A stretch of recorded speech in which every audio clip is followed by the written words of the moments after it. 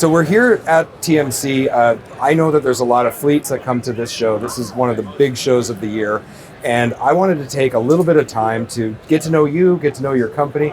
But before we get into that, can you tell me, why is the segment of the trucking industry that you serve, why is it so important?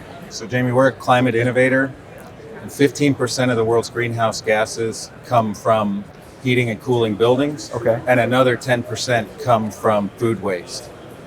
We sell and manufacture refrigerated transport equipment, and that does both, right? It's heating and cooling on the move, and it's also protecting food and medicines, perishables, as they transport across the country.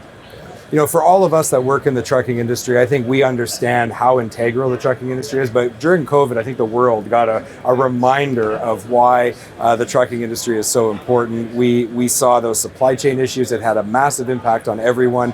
And when I think of the trucking industry playing that critical role in society, if you don't have food, things go bad really, really quickly, correct? Yeah, absolutely. You know, there are other segments of trucking that are really tied to consumer spending and demand, but everybody's got to eat, right? And everybody goes to the doctor, right? So perishables are critical to keep control. Critical to keep control. So tell me a little bit about your company then, and it's like why, like, because you know you've dedicated this entire company to serving that part of the market and really supporting society.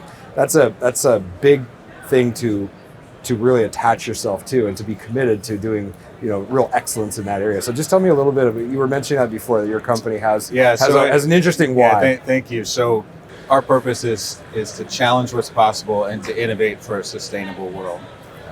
So how that affects the transportation space is that we're going through a transition. We're transitioning from predominantly diesel technology to electric and other forms of zero emission technology. That's a big change, and all through it, the demand for food and for medicines will continue. Yeah, absolutely.